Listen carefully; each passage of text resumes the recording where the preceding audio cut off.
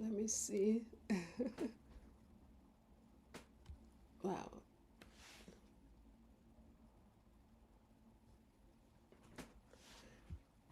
Oh, everything is showing.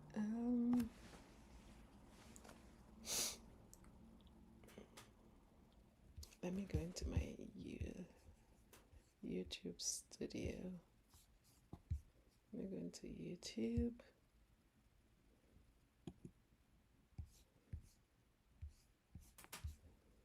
And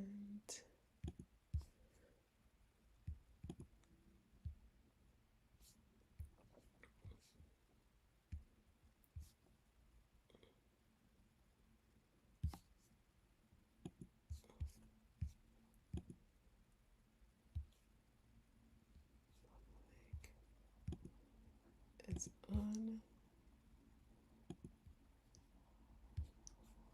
Oh, wow. Let me see. I'm supposed to click on this. Oh, wow. People are there. I am seeing myself. I am there. Got it. Close. And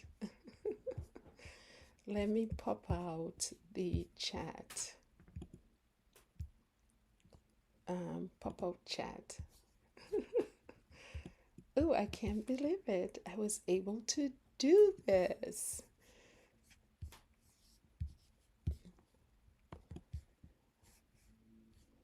Okay, I can pop out the chat. I can make it how I want it. What time is it? Oh, exactly. Time exactly. Oops.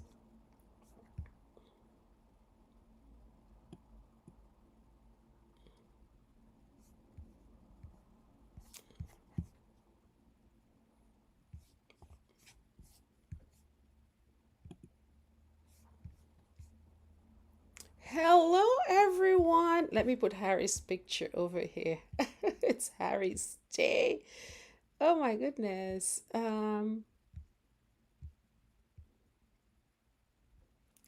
Hi, everyone. Hi, Black Queen. Can you guys hear me? Let me type something.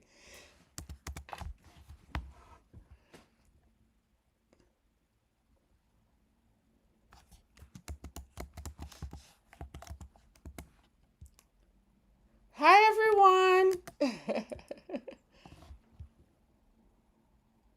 Are you guys hearing me? I know that was always the problem in the past. Hi, hi. Can you hear me?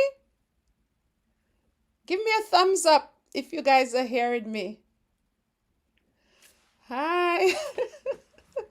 Let me make this a little bigger. Hey, Black Queen, can you hear me?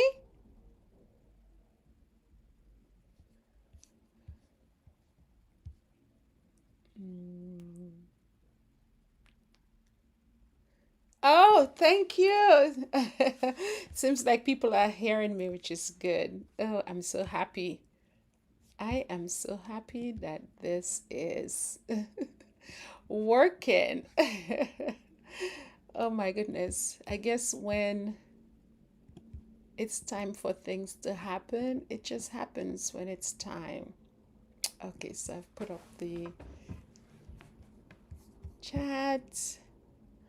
Let me see who is coming in. I see Angela. Hi, Angela. Cynthia. Let me go back to the top. Yeah, let me go to the top. I see Lydia. Hi, Lydia. Hi, Connie.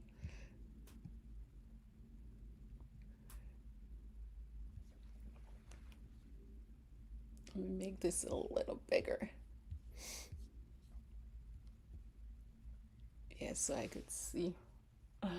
My room is a little cold. um, Lola, Lorna, hi. Let me see. Hi, Marcia. Joyce. Hi, Joyce.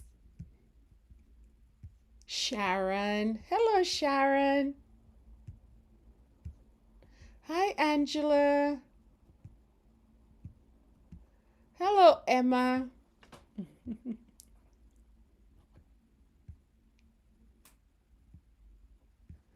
Hi, Glenn. Mhm. Levy.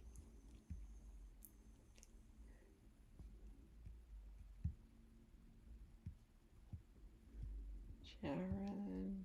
Mhm. Yeah, Levy. I hope I'm saying your name correctly. I don't want to leave out anyone. Hi, Louise. Susie. Susie Q.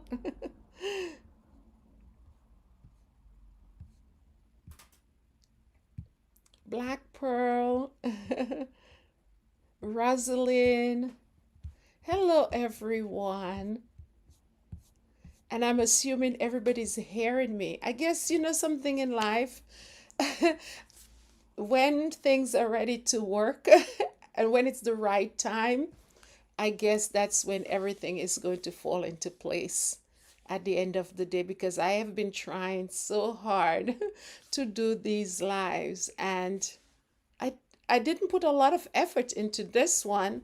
You know, I got my stuff ready and it just so everything fell into place. But I must say that I had upgraded um, my internet, so maybe that was the problem in the past. Okay, so thank you so much for everyone, for taking out the time basically to spend this evening with me, and I'm so happy to be among the greatest set of people in any fandom that you can think about in this world. I wouldn't want to be in any other fandom. Okay, the Sussex Squad. Oh my goodness. I'm sure a lot of people were very happy when they heard the verdict for Harry, and that's what I want to celebrate with you guys today. But first, let's go to, the Duke and Duchess of Sussex, and I'm saying it.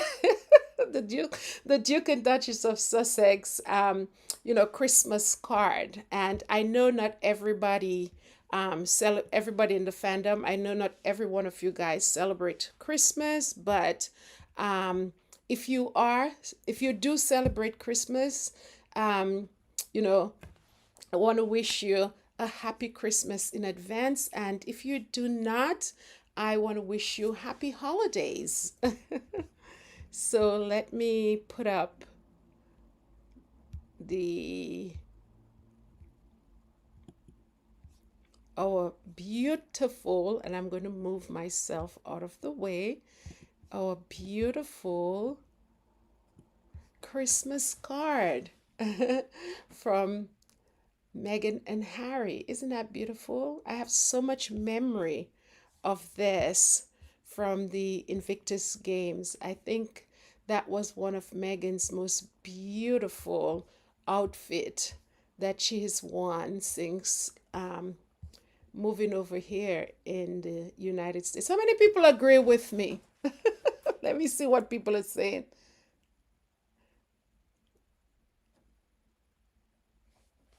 Okay, yes, absolutely. And she looked stunning in it. And it's like, they were celebrating there at the end of the Invictus Games. And, this year has been an awesome year for, our girl and Harry, good King Harry. And some people don't like me to say our girl. Sometimes I speak in a colloquial way. Like I call her our girl, but let me put some respect on her name. Our Duchess of Sussex, okay? Yeah, she looked really stunning um, in that photo. And I know they had so much fun, so I could see why they chose that picture. Absolutely beautiful, gorgeous. Yes. Let me see what people are saying. Absolutely beautiful. I think that that photo was the right choice. A lot of people were saying that we're the kids. And I believe, Harry and Meghan, they have um, a public image, and they do a lot of things with the public. But Lily and Archie, they're not part of the public things that Harry and Meghan are doing. And if people see this card came from, or this, Christmas card, or Christmas wish, our happy holidays wish came from their businesses, Archwell Production and Archwell Foundation. I believe that Harry and Meghan, their right to protect their children and keep them out of the limelight or the spotlight, if you want to call it that, because Harry, has been in the spotlight all his life, and look at what it did to him. He's now, you know, trying to come to terms, or is coming to terms with what has happened to him. And I don't think that Harry and Meghan wants their children to ever experience that. They're not public figures. Harry and Meghan are, and the children are not public figures. They're private. Hi, Rosa. Hi, Elizabeth. Hi, Maya.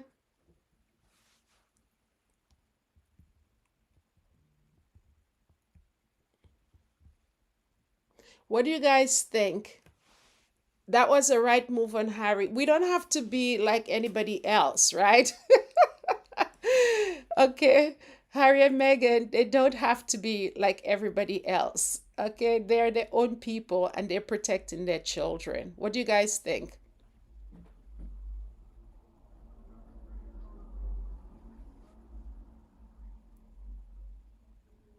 Yes. Okay. So, they say a picture can say 1,000 words. That picture is saying more than 1,000 words. Yes, Susie. Hi, Cookies and Cream. Hi, Jennifer. Yes,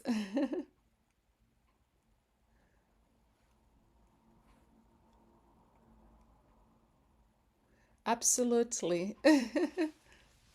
I'm just reading the comments.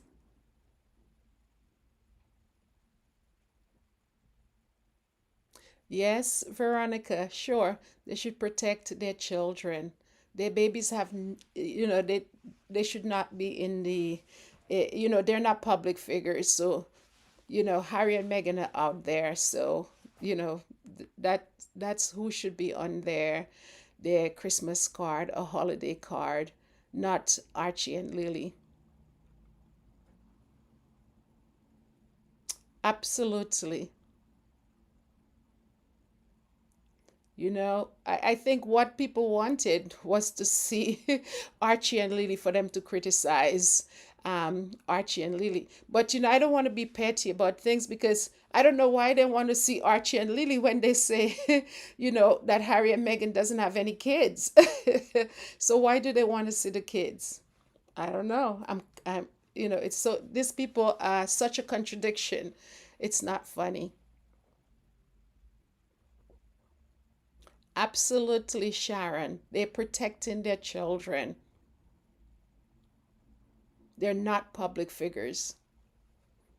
Right, Lana? For their business. Absolutely.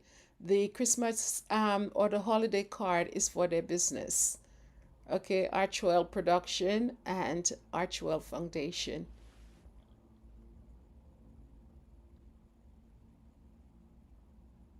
Yes. Blackwind said we can wait until they get to Canada, and maybe we will get a glimpse, right? I don't know. Well, there are very few children that grew up in the spotlight, and they didn't say how harmful being out there, right and center in the public eyes. Very few, child stars ever said a good thing about being right and center. Look at Britney Spears. Look at her. Not one, well, very few, I should say, that has ever said being out, front and center in the public eye was a good thing for them.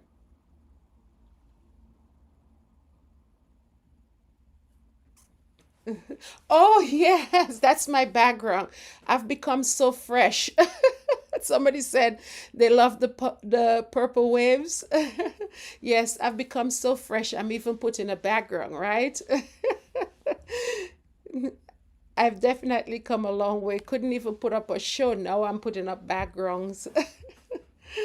Oh my goodness. But I just love this photo and I just wanted to put it up first just to say happy holidays, to everybody. Yes, Elizabeth, thank you. Oh, you cannot hear me? Oh, let me see what I should do. Can you guys hear me?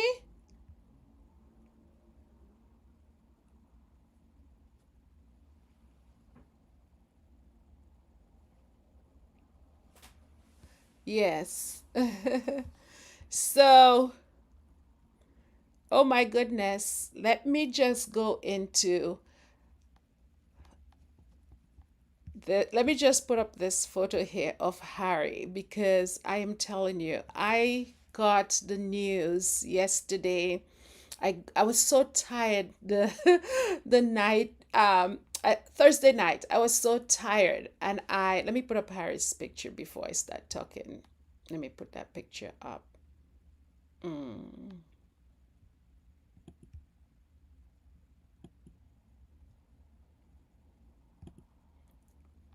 put up Harry's picture. Yes. So there it is. Yes. So Thursday night, I was so tired and I was so furious about the lies that people were telling, um, on YouTube and in the UK media about how poorly Harry and Meghan's docuseries did. And I made a video. I was really upset and I made a video and I stayed up late. And when I got up yesterday, I got the news. I got up at 6:30. I got up really late, way later than, normally I get up around 4:30, 5 o'clock. And I got up at 6:30 because I was so tired. And I got the news and I wanted to put out a video. And I'm like, oh my goodness, I was rushing to put out a video. And I said to myself, if I stay one more minute in this house, I'm going to be late.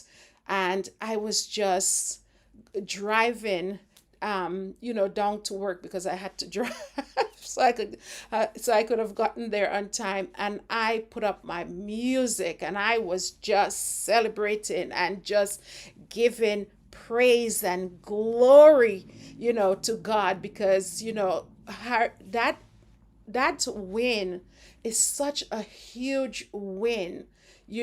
Harriet certainly set a precedent. And, you know, to me, nobody in the royal family would have ever done what Harry has done. And very few people have taken on the British media and won.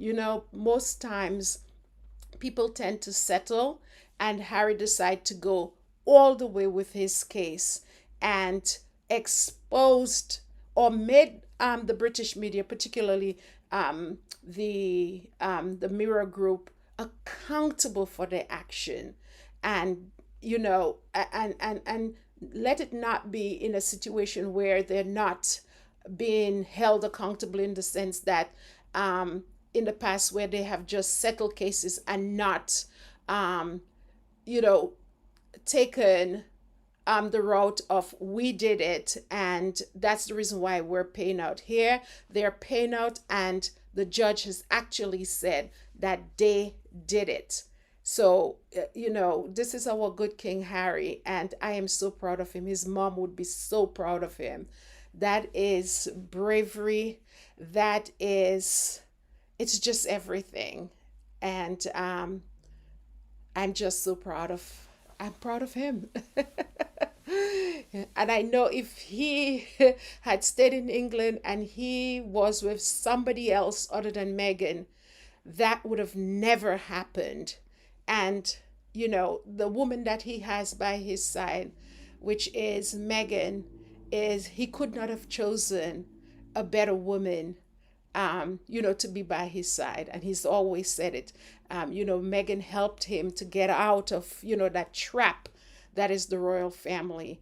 And, a lot of people, I'm sure, said over there, and particularly including his father, why is he doing that? He shouldn't take on the media. But you see, he has heart, and he believe in what he believes, and here it is in black and white. He won. He's you know he's made a lot of people proud, a lot of people who didn't have justice. He literally won for them.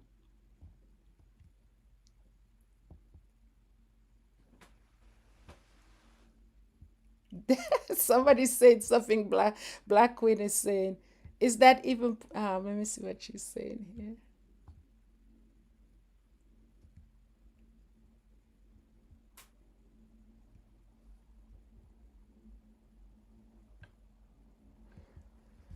Oh, sorry about that, cookies and cream. I didn't know that.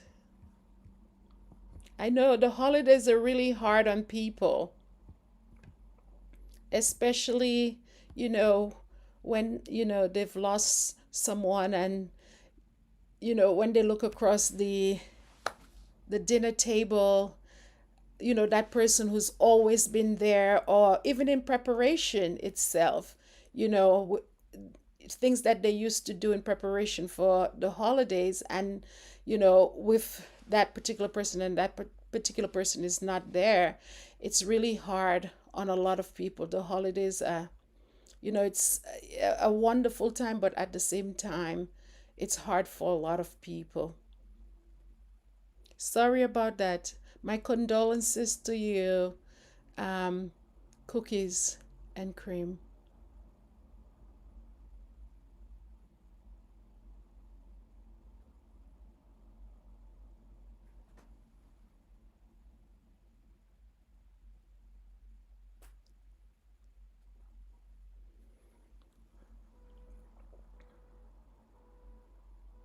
Absolutely, Sylvia. Harry certainly has a woman who believes in him. Yes, and that's what he needs, or needed, you know.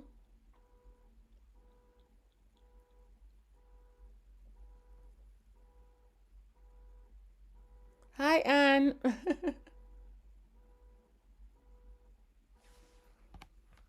Yes, absolutely. I am so happy, you know. And, they were comparing at some point, William settling, um, with the Mirror Group and what Harry won. But I think at the end of the day, Harry, although I think, people said, oh, William settled for $1 million, and Harry got, I think it's, what is it? I'm not even looking at the number, but what Harry has done is going to go down in history. You know, he has literally brought them to their knees, and make them accountable. And he has done a dignified thing compared to somebody just, picking up the money and not making that person accountable. I think at the end of the day, history will definitely remember Harry and what he has done.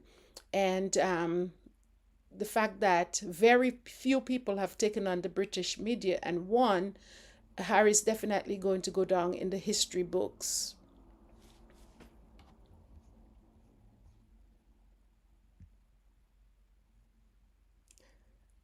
Thank you, Marjorie. Nice to see you here too.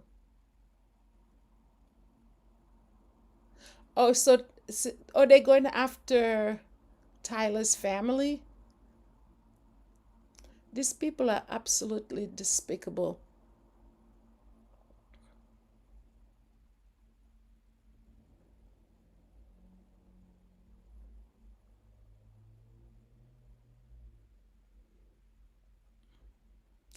Absolutely, and he made a point. Yes. I saw somewhere where 600 people at one point settled with the Mirror Group, and they paid out about 100 and something million dollars. And all of these people, they took the money and they, went on their way. But I don't think in this situation, it was not about the money for Harry. It's making people accountable and exposing them. And that's how you change the world, literally.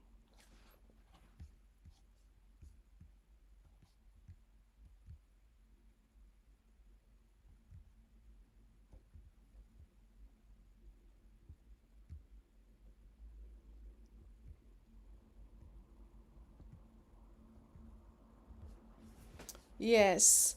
So we have to give it up to Harry. Oh my goodness, I'm so proud of him. A hero, certainly. Let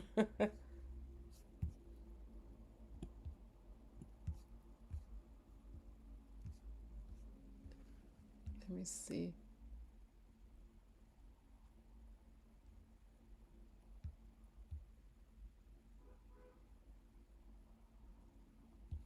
Yeah.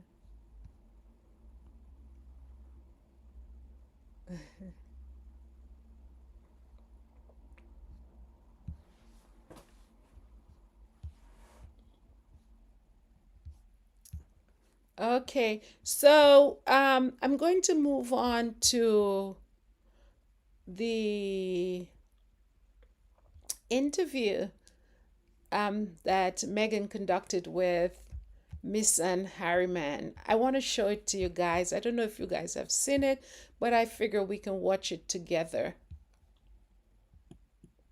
I'm feeling nervous today. I don't know. I'm feeling extremely nervous. Hi, Sharon. Yes. Let's just pour our love out to Cookies and Cream.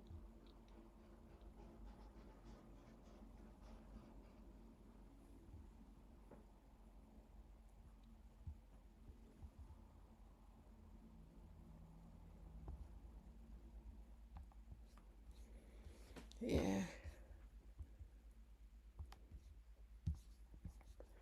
I'm just reading the comments.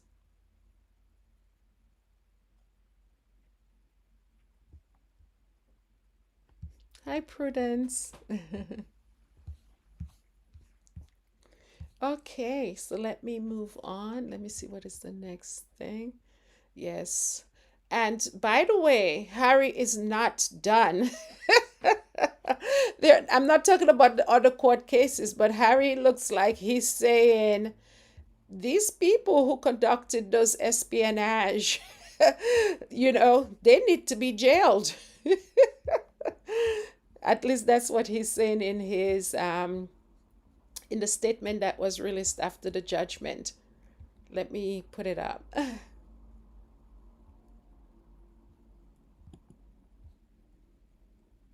Let me put up. This was the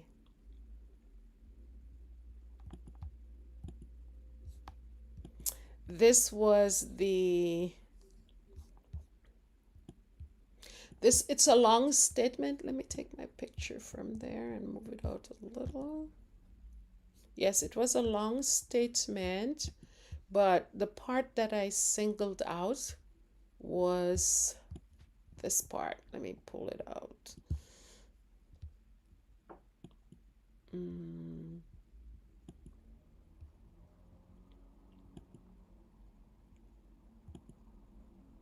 oops.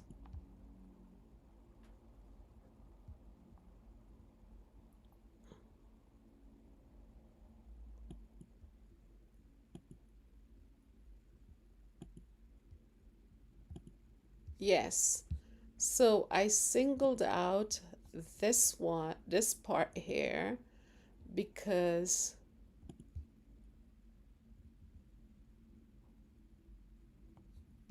let me see what it says. Yeah. Oh my goodness. I'm telling you, my eyes is. I need my glasses. I need my glasses. I need my glasses.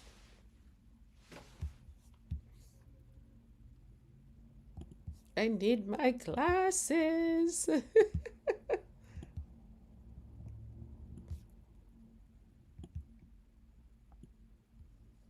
So, Harry, as I said, Harry is not done. He's definitely calling for those people that were involved with the espionage, or those the hacking. He's calling on them to be jailed. That's the reason why P.S. Morgan came out swinging like that. I think he's worried.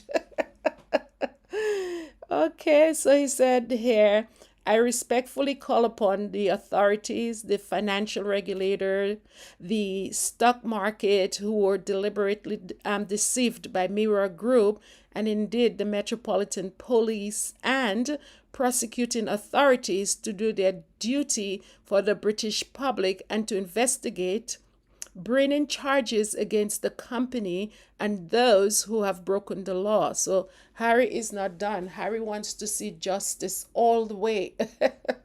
And I think that's the reason why P.S. Morgan came out there like that, because he knows this thing can go on even further. He might just end up in jail. Okay? So that's the reason why he came out like that. Um, Let me see. What is the next thing? Let me see what people are saying.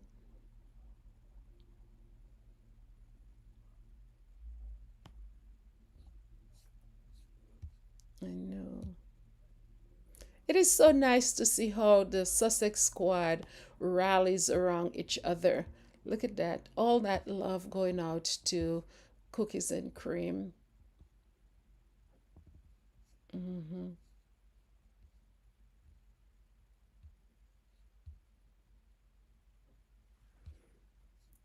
Oh, yes. Oh, they're wishing the worst for him. Yes, Sylvia. They absolutely wishing the worst for Harry. But every time, it seems like every time they dig a hole for Harry, it seems like they're falling in it themselves. Okay? Never count the Sussexes out. Never, ever count them out. Okay?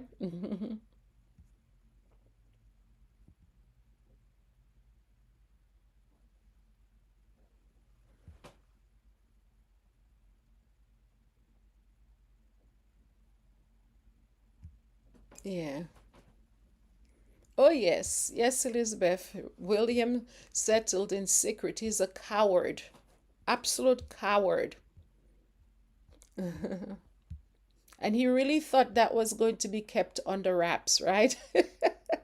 But they say, whatever happened, whatever you do, be prepared that one day it's going to come out into the light. Okay? So, yeah, so he thought that was going to be, nobody was ever going to find out.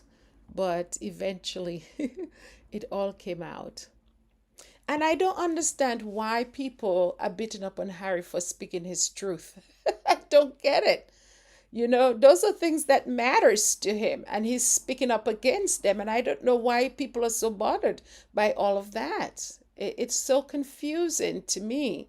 This is his story, this is his truth, and he should be able to speak, on it. And I don't know why people are so troubled by somebody speaking their truth. I guess I guess his truth is taking down some people along the way, some those phony people out there that ha, that have done so many things in the dark, and now it's surfacing and coming out in the light, and they've been exposed, so they're worried about Harry speaking his truth. Isn't that something?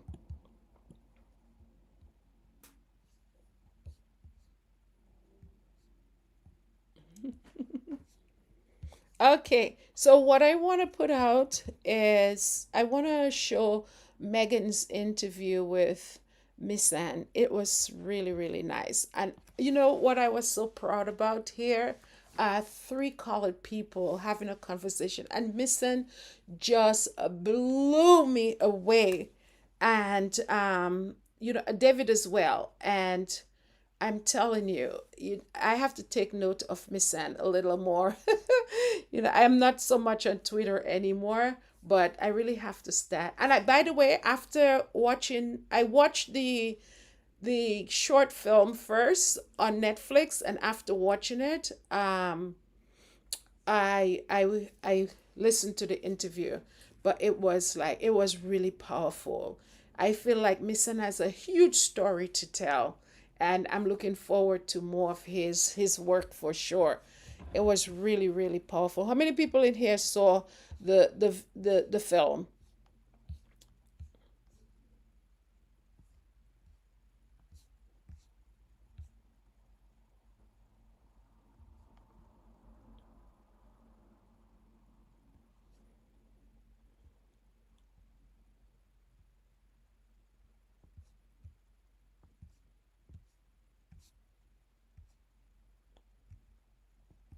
Blackwood, you saw it?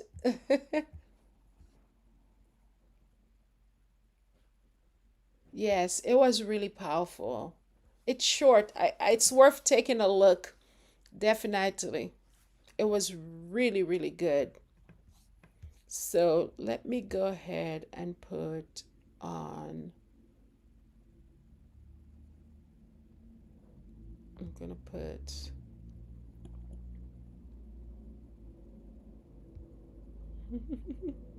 I'm not even, I had Pierce Morgan's rant here, but I'm not even going to put that on. Yeah, let's watch this together. Let's watch that interview. It is just awesome. And Megan, I mean to say, this woman, she can speak. The way she formed her words, the way she put it together, she is so articulate. Oh my goodness. I could just listen to her, for days. The way she speaks. She's so smart. And you have to be smart for you to be able to, you know, just be so fluent in what you're saying. So let me see what people are saying.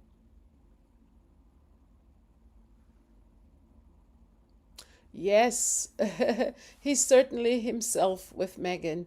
Yes, Sylvia.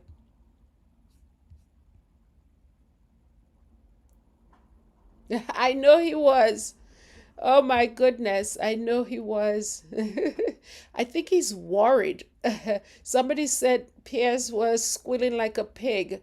He certainly was. He's nervous. He's worried. He doesn't want to go to jail. Yes, Megan is certainly a natural. I think, yeah, let me see.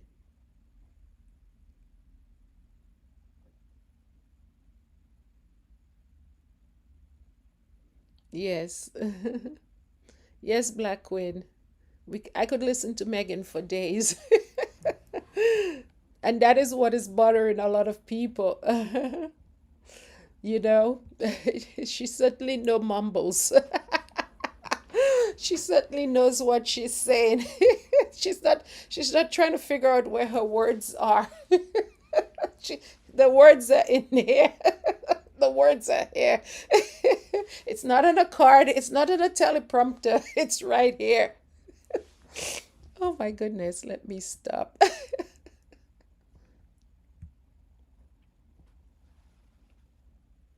Oh yes. Yes, Karen. Yes, he's shy but he is deep. And I'm like, after listening to him, I feel like I want to get to know him more.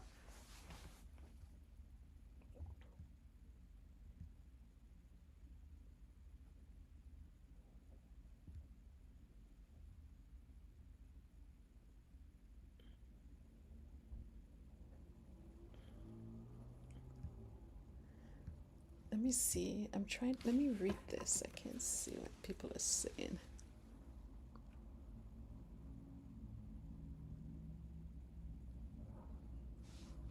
Pismog. Pismoran.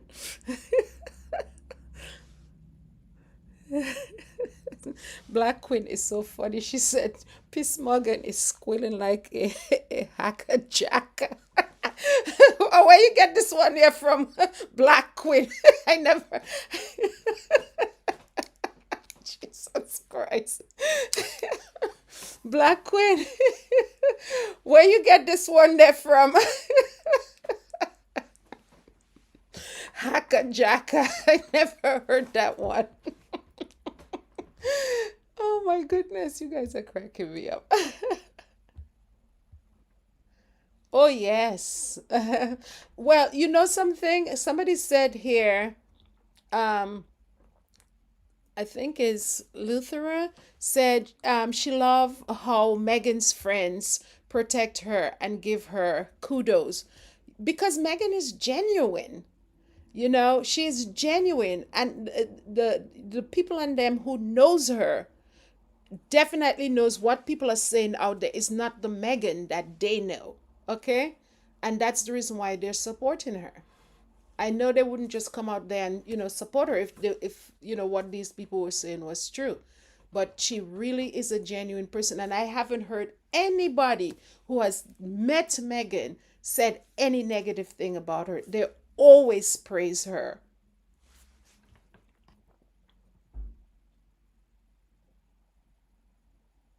Okay, so let's watch the interview.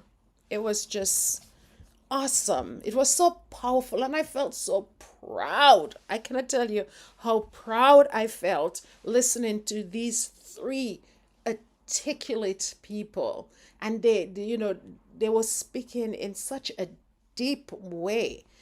Oh my goodness. Let me put the interview on.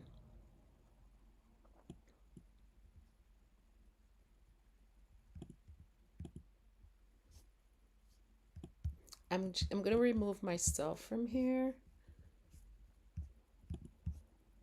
So let me put myself somewhere far away so we could see. Okay, I'm gonna play it. Um,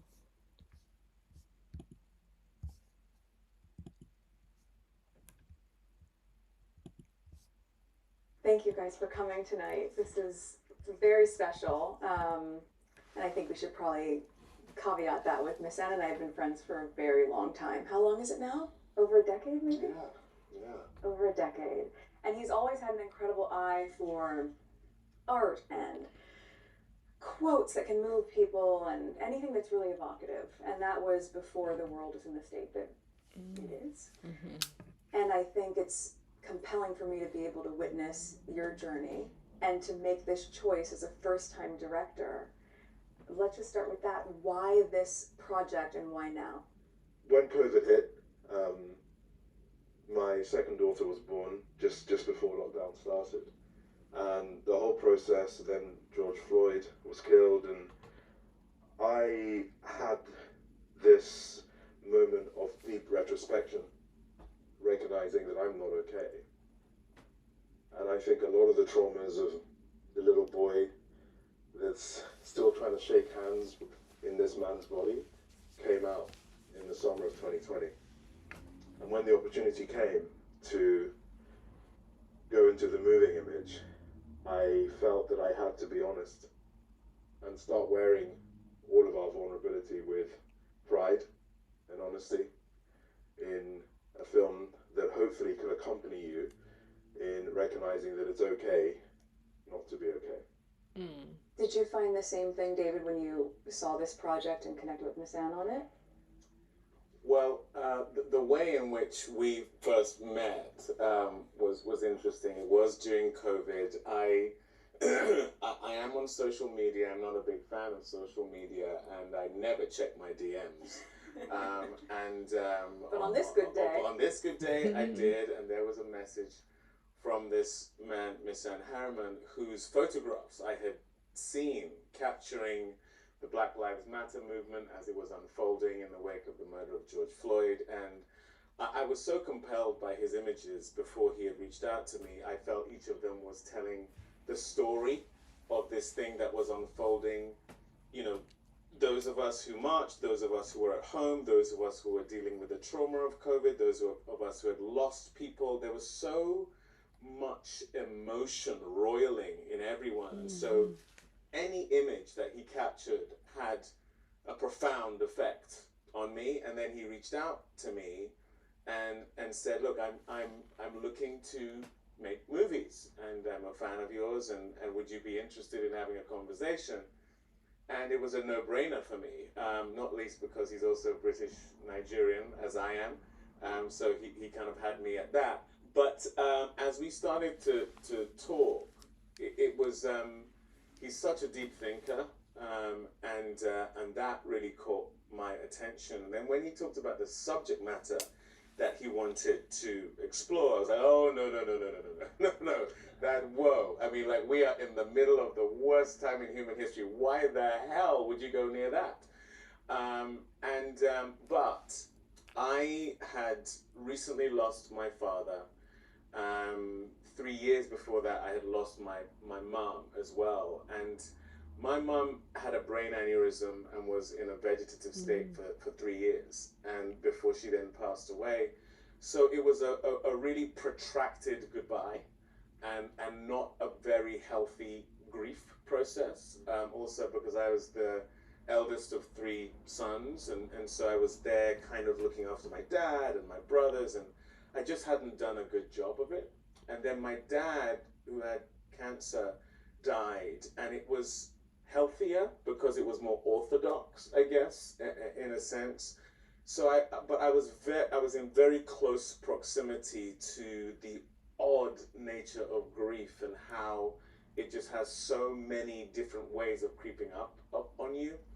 And as an actor, I'm always looking for ways to be scared. I think that's where the truth lies as a storyteller. And so as I sat with this for a while, it sort of became, it went from hell no to we have to. And so that was sort of the beginning of my journey towards this. It's also so interesting what you say, because from your personal experience, and everyone has their own experience with trauma, grief, loss, but when you're grieving the loss of someone when they're still there, in many ways, versus in this embodying the grief and the shock that happens, which I think a lot of people find themselves in a position of shock right now. What did that feel like, just from an actor standpoint, to bring to life, because it's different than your experience, but to try to encapsulate that in your performance, which really doesn't have many words. Right. So much of it is internalized in your performance and what you were bringing to life and thinking through that, and also for Misan, how you directed him through that. Well, if I jump in, because he's too humble to say this, but it's a joke for one of, I think, the great actors of our time to give this, young pup an opportunity to even try and make pictures. But I don't call what we've just watched acting, as far as I'm concerned, with David. It's something more sacred. And it's akin to my favorite musician, singer, is Nina Simone. And, there's a great clip, Montreux Jazz Festival, I think 76 or maybe 78, where she's doing a song called Feelings. And she gives too much. She gives too much. She just removes anything that she has and just throws it at the audience. And there were moments when we were putting the camera on David where I was scared and unsure whether we, the collective us, deserve to be the custodian of his truth. That's just a statement I had to make.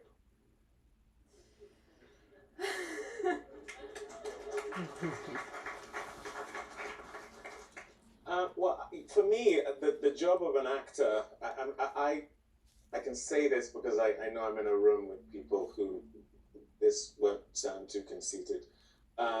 It's a sacred thing. for me, especially with a piece like this that requires you to go to those dark corners of humanity. I think our job is to hold a mirror up to humanity, and so my job was to, on any given day with this, is to just crack my heart open and let the audience in, let the camera in, let Miss Anne in, because I had intensely private moments of grief that shocked me. Having a perfectly okay day, I'm in the closet putting my socks on, and I just collapse to the floor, and I'm just making sounds that I don't fully understand, hoping my wife doesn't come into the closet, hoping my kids don't see me in that state, because it feels indulgent, it feels childish, it feels completely true, it feels like I'm not doing a good job of processing my grief, because what the heck. And I had a few. I continue to have them. I had one on the elliptical 2 weeks ago, and grief is shocking to the individual, to the people around, and so I just felt that our job was to be truthful about that, given the moment that we're in, and given the shocking nature of what happens in the film. I mean, that was the thing I think I'm pretty brave as an artist. It was one of the rare times in my career I've gone, really, dude? Like, do we want to do that? Do we want to show that? And once we arrived at the notion that we were going to be as brave as we could be, that had to permeate everything we were doing. You touched on something really interesting there about masculinity and the emotions. I think probably countering this film, without question, counters so much of the toxic masculinity that is pervasive. And how, for you both as men, both as fathers, right? You have 5 children, is that right? 4. Miss Anne has 2 beautiful girls who I know. What this brought up for you in all those moments, because the other theme that I felt, especially in that last piece, and you guys may have felt this also, is the innocence but also perceptiveness of children. That final scene, and what you were calling on, what that meant to you as fathers to be able to bring this to life. My firstborn, Isabella, was premature. She was 50-50 whether she was going to make it, and she is a healthy 5-year-old now. And I would say she's taught me more than I could ever teach her already. And there's something about the celestial nature of children before the world gets hold of them that I am acutely tuned into. And in that, the final scene, here's a child whose parents don't even see her. She's unseen, but she sees Dio. She sees David's character. And in that, we've left it to you, the audience, to decide what conversations are being started or finished within the embrace. But certainly, as a father, I wanted to put on screen that celestial nature of children, which you know, when you talk about toxic masculinity, I also wanted to show that strength in men is to really understand that vulnerability is part of the soup of humanity, which David has shown so well. On top of that, Nigerian men, like that, the vulnerability quotient is definitely a thing for us. But I have to say, I was raised by a father who was very in tune with his emotions and taught me and showed me what love looks like. I'm someone who, I spend more energy trying not to cry than trying to cry. It's just a tendency of mine. But yeah, I think men cry more than they care to admit is the reality. And as we show there, what I loved about how Miss Anne framed this is that Dio is in public, but he's alone. And you are really with him in his aloneness. and there is a reason why he has left whatever job he was doing to be in something, to do something where he can be isolated but not completely in a cave. It feels like a conscious choice. He can numb himself and just Go through the roam. motions. Yeah, go through the motions. But we are all connected is the reality. And again, coming out of the pandemic, I think that was just so evident, prevalent in our conversations of, oh my gosh, I haven't seen this person who I didn't realize I love. I thought I just liked them, but now I haven't seen them in however long. And so, whether Dio cares to admit it or not, these people are part of his healing process. To extricate yourself, to deny your emotions, is to really be doing yourself damage. And as Miss Anne said, that girl kind of unlocks something in him that is there anyway, but can only be accessed by re-engaging with humanity. And I think that's also one of the themes in the film that I just think speaks to truth. That's what I was really struck by, is in a world that can feel, and does feel for most of us, I would imagine, so big, this has reminded us of our shared humanity and our connectedness in a way that is so vital right now. But certainly in that final moment, watching the expression on your face, David, and how you directed that moment to make sure that it still feels hopeful. Hope is in the room. Yeah. Chronic depression and suicide is higher than it's ever been before. I don't need to get into the news cycle right now to know that the world is on fire. And, you know, for me, as someone that had a pretty tricky youth, film has never been entertainment, it's been survival. And what this film fundamentally is about, in terms of the messaging, is that if you are in that dark room and you don't even believe that there is light, you know, what I would love people to do is when they've seen this film, they may not be able to still find the door, but they're going to know it's there. They're going to know it's there. And that's sometimes that's enough. You know, the influencer-infused algorithmic sense of perceived perfection is bullshit. And I don't know anyone that doesn't have his own battles, her own battles. The peaks and troughs of life are what they are.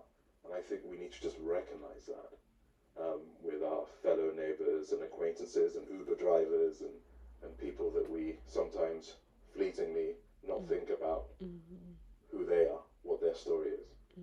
Well, I think that comes through in such a strong way in this, and to me, it's just so personally exciting to see this chapter for you, and I feel like it's just the beginning. I hope you guys all agree, because It is. for your first project on film to be this is incredibly powerful and meaningful. I guess I just put to both of you now, you knew what it felt like when you were creating this project. You knew how meaningful it felt when you're in it, right? Almost like your character in that Uber driver, you're just in your bubble.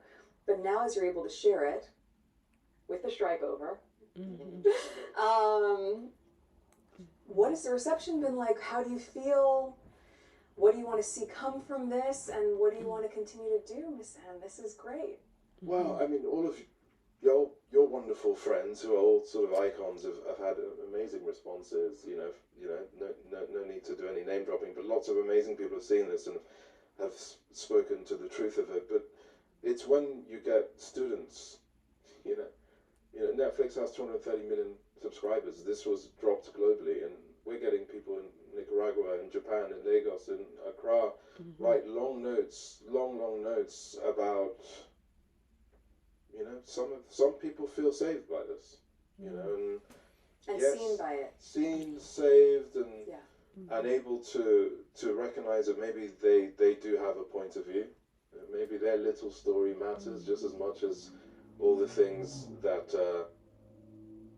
you know, all the death by a thousand cuts that life can seem to be. And I think what I hope, the reach of this film, above and beyond awards and all of those things people get excited about, I want people to be able to feel that they can look toward the horizon together.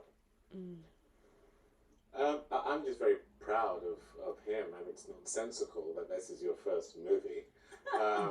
Ridiculous. And to And that you're in it. I mean, well, I mean, you know, I'm just so, you know, people have said to me severally, 18 minutes? Really? You took me on that journey in 18 minutes?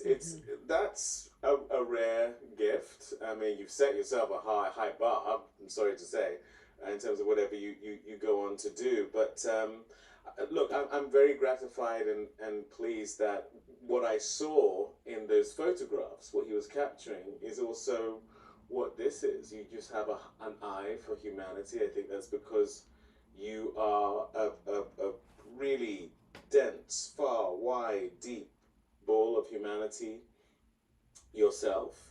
And you know, for us as artists, that's what you're looking for. That's not the gift you get every time you work with a director in reality. So yeah, and I'm just selfishly to have a director in the world who comes from where I'm from and shares pretty much everything I am by way of demographic. Lived experience. Yeah, is really extreme. He looks like my dad, you know, which is also. No, he just described himself as a young pup. Oh no! He's a very young version of my dad. But if I show you a picture of my dad, it's weird.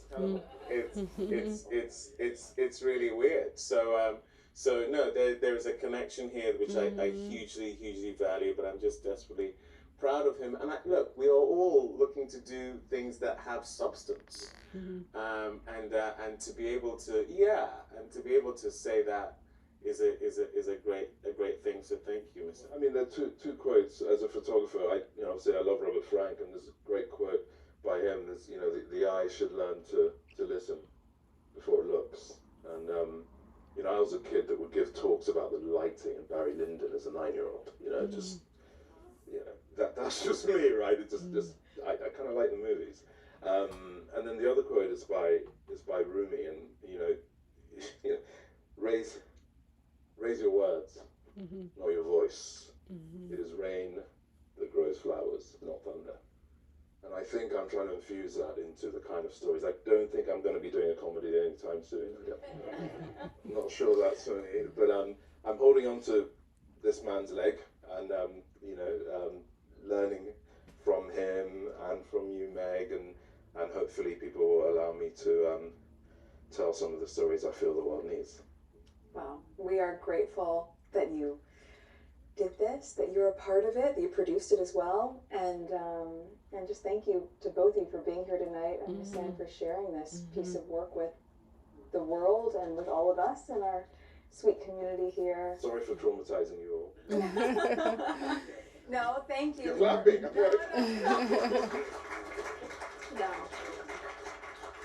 It's fantastic. Megan is It's so fantastic. sweet. So, Weld, is there anything that you want to add? Is there anything that anyone wants to add? Oh, great. Yes. You first. I just want to say, I saw this movie several months ago. My wife and I saw it together. And we are involved in a lot of conscious community here in Santa Barbara. What I got from this movie that I feel is so inspirational and so positive is that it gives us an invitation to people who may not be aware that everyone is on their journey. And that people's pain is not evident on the surface. So we have to allow that space for everyone. And that invites an open communication among us who don't agree, that offers a window into a brighter future. And the depth and subtlety of what is not said in your movie, to me, is what's most valuable about it. Was that being recorded? Thank you. It's very true. Thank you. Yes, please. Yeah. Nissan, I adore the film and your choices cinematically. I love to hear you talk about them. The fact that the first half of the film, we're in this terraces and the bright colors, and then afterwards, all the choices are, down eye level. You drain the color. Cinematically, everything you've talked about, you convey cinematically, which is brilliant. Can you talk about Yeah, I mean, I got Cy Bell, who's I loved his work in a show called Peaky Blinders. And it was very important for me that the DOP, you know, could, because photographers and DOPs can sometimes have a few issues, but we were finishing each other's sentences. I begged Netflix to allow me to shoot this on large format, so we didn't quite go to Alexa 65, but it was shot on a Red Monstro, which gave me, without getting too technical, a lot of dynamic range in very bright light, which just allows that fidelity in the opening half, and then we just, you know, we kind of saturated all of that when the second half happened. But what I would say is, you know, lens choices in terms of everything was pretty much shot on, you know, over 70 mil to larger, and brave in the sense of a lot of people with what was going on the screen wanted us to go wider, and we're like, nope, we're sticking to that, and also the fact that Netflix had the resources, I'll be frank, to allow us to shoot a short film with the sort of equipment that we had, the stunt work that we had to do. You know, that first scene is on the roof of the National Theatre in London, so we had to work with the Metropolitan Police. All of the, you know, and then, you know, our friends like Barbara Broccoli, and she has a London Screen Academy, and we got lots of extras to do that first scene in London in a very harsh, bright day, which is very, very hard. And the second half of the film, for a first-time filmmaker, was on a bloody low loader, which, you know, is not the most natural place to have a connection with a lot of other people. You know, we're on a truck driving around London. But for me, again, it never felt challenging. One of the things I like to say, and a lot of you have been in, you know, in the industry for a long time, but the greatest lesson that I've learned about film is that it is a celebration of the multiplicity of people that love what they do. And that's you know, I felt like a conductor in an orchestra, dealing with, you know, everything from sound, locations, stunt work, even the edit. I just kept meeting human beings that were so proud of what they do, and I didn't find that challenging. I felt like my personality is designed to celebrate that, and maybe that's also on the screen, knowing that the people that were doing the blood on the knife, you know, were given the time to explain to me how that works, and we collaborated in every instance together. Does anyone else have any questions? Yes? When can we share this with other people? When will it be available? It's out. Yeah, it dropped 10 days ago. Yeah. Yeah, it's on Netflix now, and something I just wanted to say, it's such a gift to have a director who knows what he knows, but knows what he doesn't know, has the humility. I remember Miss Sam saying, "Oh wow, so the marks, right? So you walk up to the mark. Oh, okay." Yeah. No. Did you really? Oh, My that's so first day good. on a film set was day one of shooting it. You could feel the set go, "Oh, we've got this guy's back." Like he is not here to just lord it over us. He's here to share in this experience, and it's literally how to lead. Is to facilitate everyone to do their best work, and you have that innately, because even though it was your first day on a movie set, there was just complete confidence in your ability, because you knew what you knew and you knew what you didn't know, and you would say to me, not whispering, "Do you think we've got that scene? Do you need another one, David? Are you sure? Because I feel like I've got what I need, but does that what?" I mean, it was like, oh, this is so, because I've worked with so many narcissists, and Not me. you know, no, definitely not you, and that permeates everything, you know. But he's always, I can hand on heart say this, he's always approached things through a lens of so much curiosity. And it's such a great example and lesson, I think, to apply on screen, off screen, in your projects, but in life. You're approaching things through a lens of kindness and curiosity combined. That everything can almost, in some ways, be seen through a child's lens. because it's all exciting or interesting and your ego is not involved in it. Mm-hmm. And it's your curiosity that has opened the aperture for you to be able to share the things that you did before you were, chairman at the South Bank Center and an acclaimed photographer and all of these things that have come to fruition, making this short film that even on set, your ego is so removed from that you can just approach it through a lens of curiosity, and that's what creates something that really resonates with people. Mm-hmm. Self-love, this film is an act of self-love. Mm-hmm. I all the parts of myself. So I'm neurodivergent. I can't spell. I failed every exam I ever took. Picked up a camera 5 years ago, taught myself on YouTube. Wow. All the parts of myself that I was ashamed of are the parts that my wife Camilla fell in love with. Mm-hmm. And it was in the process of her looking at the parts of myself that I tried to hide or charm away, you know how you do that, that my life changed. Mm-hmm. That made me hold this seemingly inanimate object called a camera. And suddenly I believed that maybe I had a point of view. And I keep saying this to people because I think there are many women and men in the world. And, my life changed at 40. I'm 45 today. And all of what we've discussed. Today your birthday? No, sorry, I'm 45. December 15th, I'll be 46. But I think there's so many people that are not doing the things they're supposed to do. And how many sort of Jackson Pollocks or Gordon Parks are there that have not held any brushes or cameras because they had lost the lottery of life. They didn't have the right structure around them. And I really want to be that messenger to say it's never too late to take that road less traveled. And by God, do we need storytellers right now? In the world where everyone's shouting at each other, I think it's, the one thing Homo sapiens do, sort of final rant, the one thing that Homo sapiens do that doesn't feel like anyone is forcing it upon you, it's in the notes of song, within the movement of dance, and of course on the screen. And all of us have to wear that and carry that as our weapons of choice right now to reach people that need to feel seen and heard. Thank you, Miss Anne. Thank you. Thank you both. Thank you for inspiring us. I will leave you on this. His inspiration runs deep. Our 4.5-year-old son, he would say, I'm not 4.5. Miss Anne was showing how to do photography the last time he was with us. And I bought Archie a camera. And he said, but it's not a Leica like Miss Anne.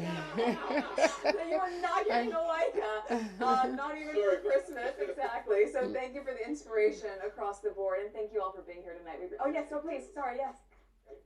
Yes, of course. So I found myself wanting more and not sure I could handle more. I'm just curious. It's 18 minutes. Were you sure that's where it was ending? At what point did you know that that's where it was going to end? I remember walking up to him when he's on the floor, and I was scared to even say, because the Steadicam guy, I was like, oh, we can a little bit, just, a little bit more steady. And I was like, can we, and he looked up to me, and there's not, I could never put him through anymore. I think, as I said earlier, sometimes they give too much, and the whole of the internet is saying, we want a feature. What's he going to do? Is he going to be Liam Neeson? And, I'm like, no, that's not where we're going, okay? So I think this is lightning in a bottle, and it's certainly, I hope, the beginning of a long-term creative relationship, but I think we're going to leave Dio driving off and with some hope. Yes. Thank you. Yes. Yes. Yes. Oh my goodness. Yeah. Oh my goodness. Wasn't that Thank awesome? you guys for coming tonight. This is very special. And I think we should probably caveat that with Miss Anne and I have been friends for a very long time. How long is it now? Over a decade, maybe? Oh, but Over a I'm decade. going to take And that he's always down. had an incredible eye for art and quotes that can move people and anything that's really evocative. And that was before the world was in the state that it is. And I think it's compelling for me to be able to Okay. So I know I just saw somebody said that there's going to be Royal Sussex Baron shows coming up, so I don't want to hold you guys any longer. I want you guys to go. But wasn't that an awesome, awesome interview? I mean, just really professionals, a bunch of smart people. Megan is just so sweet. And you just saw it in the video there, in that interview, how sweet and kind she is. And I just don't understand how so many people can hate Megan. I think really what they're seeing in Megan is what they don't have, and they're projecting, you know, that you know that that that hollow that is in their heart onto Megan, and it's just very sad. But you know, at the end of the day, I strongly believe that Meghan and Harry will have the last laugh. You know, people are making fun of them, people are saying negative things about them, but I strongly believe at the end of the day, they will have the last laugh. And the Sussex comma doesn't play. It doesn't play. And yeah, I'm so moved by this interview, and I'm looking forward to more of Megan like this, as the 2024 comes around. And as she said, there's a lot of things that she's working on, and I'm looking forward to whatever she has to present, and I will be there to support her. And yes, absolutely. Let me see what people are saying. Yes, Megan is absolutely everything they're not, and that's the reason why they're trying to project the shallowness, the emptiness that they have, the unhappiness onto her. That's what they're trying to do.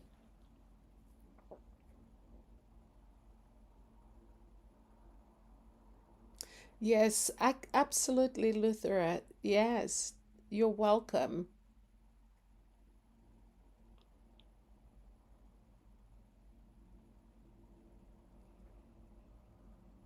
Yes.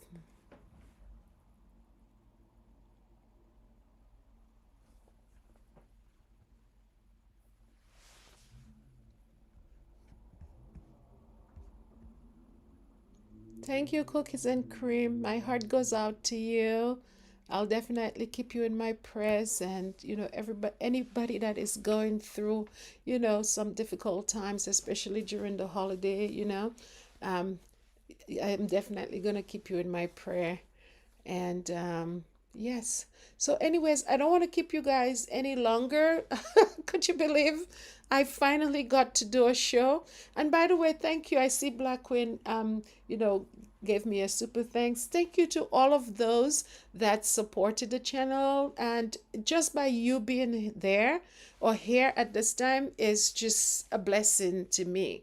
Thank you so much. And, for your patience with me after trying so many times and being unsuccessful. I'm just grateful that you guys stuck around, and, we are all in this together to support Megan. And that's what is most important to me, that, we're going to speak up, and be there for Megan, because I know, if it wasn't for us, the things that these people would have gotten away with.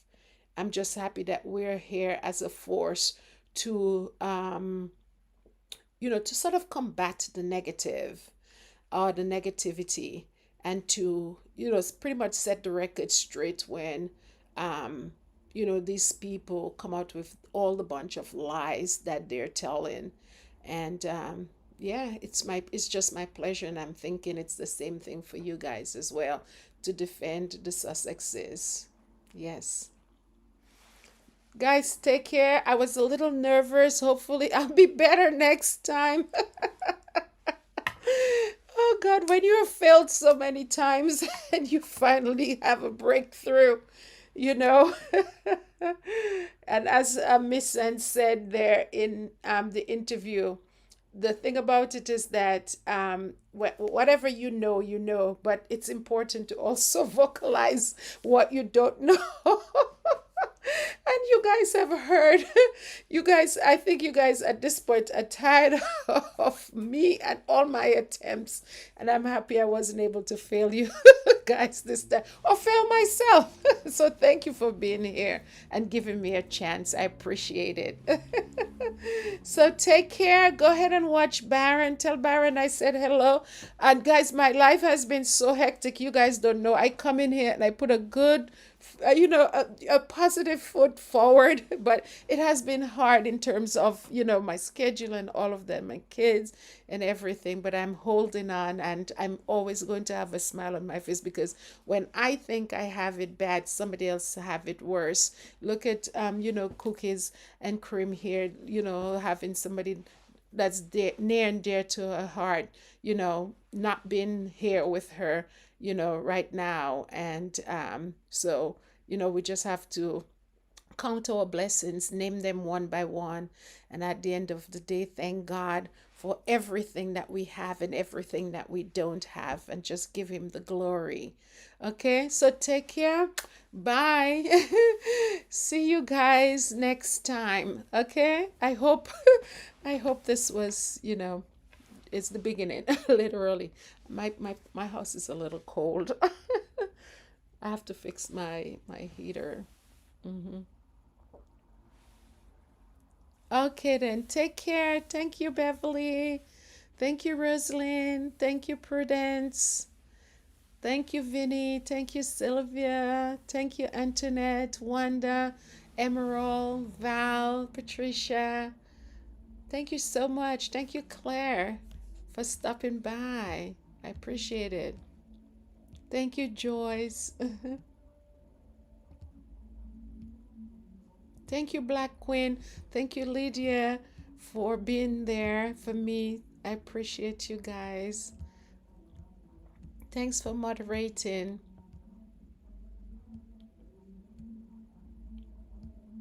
Thank you, Terry, for coming.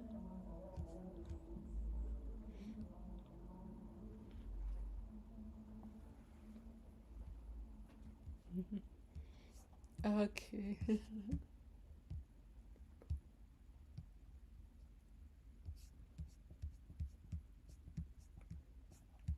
I'm just looking at all the comments. I hope I didn't miss any names. I'm looking at the names. Mistress S. Susie. Hey, Susie. MJ. Rosa. Hi, Rosa. Roslyn. Lakiva. Hello. Lorna. Hi. Prudence. Margaret. Fatima. Hello. Okay, guys, take care. Go ahead and watch Baron. I'll see you guys. Yes.